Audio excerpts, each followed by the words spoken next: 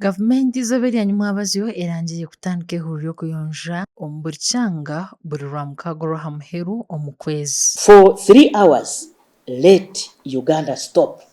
and clean. Erizooba abembezi bataari bamwe na bamwe barugayo kushajuka enteekateeka egi hamwe n'okushaba abanyayuganda okwejumbira omu huriro egi. I've also observed with the parliament and as a country is that there are certain issues that unite all Ugandans. Issues of a clean environment, whether you're in NRM or NUP,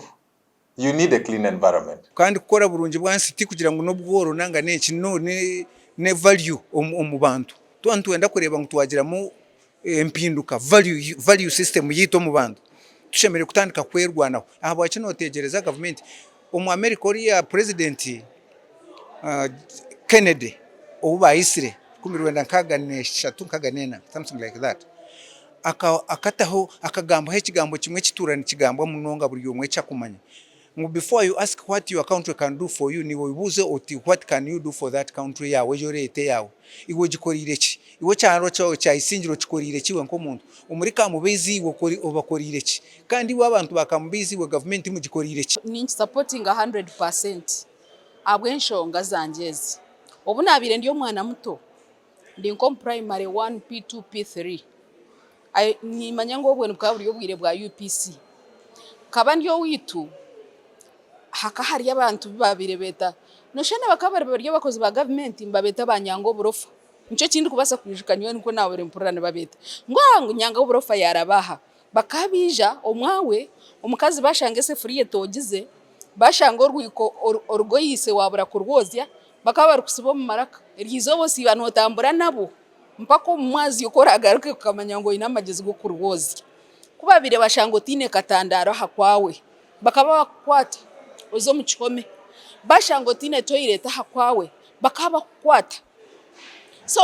ekintu cha prime minister cyatandikire nyowe ninki hagira munonga ndebera abanyadini abamwe munonga bedini eyenkiriza yaba Seventh Adventist gaye bagira ngo binobwa kora kandi kujaguze kiro cyabo nintekateka ngo government yitu ya NRM nehurikiriza munonga kandi ija kubeta ebahurikirize then turebe ikintu ekintu basakora because waza kuza kukireba ko gwakitaho rwakatana abasalamu baza kugira ngo nabone izoba ryabo wakitaho sande n'abanyabakristayo nabo baza kugira ngo mbwenu nizoba ryita mwene twine kurango twa balance mu kugambaho na Tayari West omushuganza by'obutegeki omakaga mukuru w'ihanga Robert Rwakandare ajangwe hurreji ni nkuru munonga awamagara marungi hamwe n'oburungi bw'ebyanga tonjo n'ukwata buri muntu wena nani mbashaba nimbeshengereza umuto mu nkora ikiragireki government kegambe kintu bitiro kibiri ikiragireka kibiri iteka mbwene okubumi yonjo kikozura gukora mirimo yawe nani nkushaba ngwimo ko mugasheshe oyonje eka yawe hori ninga business yawe gukora nkiyambiwe akuba magara n'ikintu kikuru amagara twagakora mu Katare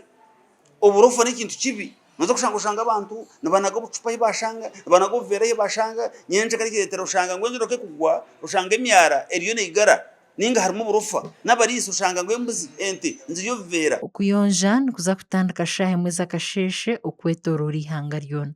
amakuru agagasha kwa Ronald Ngabirano aha bwa Tayari West.